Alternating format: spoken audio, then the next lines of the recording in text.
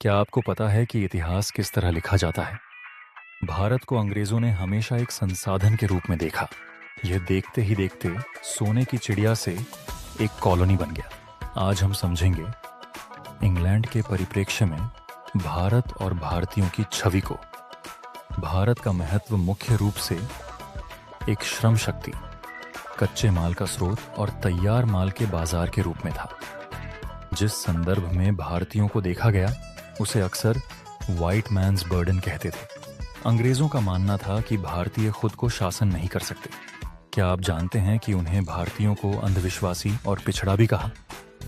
यह सोच सिर्फ उनके दिमाग में नहीं थी, बल्कि नीति बनाने में भी। ब्रिटिश लेखों में भारत को हमेशा परमानंद का क्षेत्र बताया गया। बेशक यह सही नहीं था। अब हम जानते हैं कि भारतीय नेताओं की छवि भी भिन्न थी।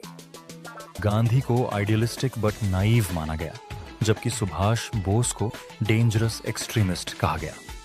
यह ब्रिटिश दृष्टिकोण हमें दिखाता है कि वे भारतीय स्वतंत्रता को केवल एक अशांति मानते थे। ब्रिटिश इतिहास में अकाल, लूट और अत्याचार का चित्रण बहुत कम होता था। बंगाल अकाल को प्राकृतिक आपदा कहा गया, जबकि असलियत यह है कि शोषण ने भारत की जीडीपी को 25% से घटाकर 3% कर दिया। कई करोड़ लोग तब मरे।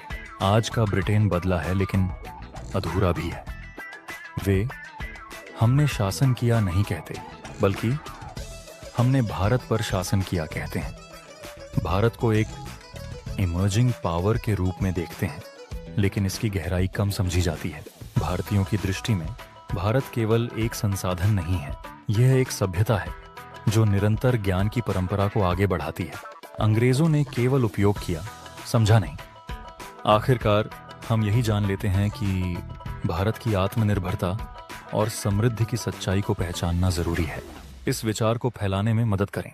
बिल्कुल, ये क्या आपने सोचा था? आगे बढ़ें, इस सोच को साझा करें और अपने विचार प्रस्तुत करें।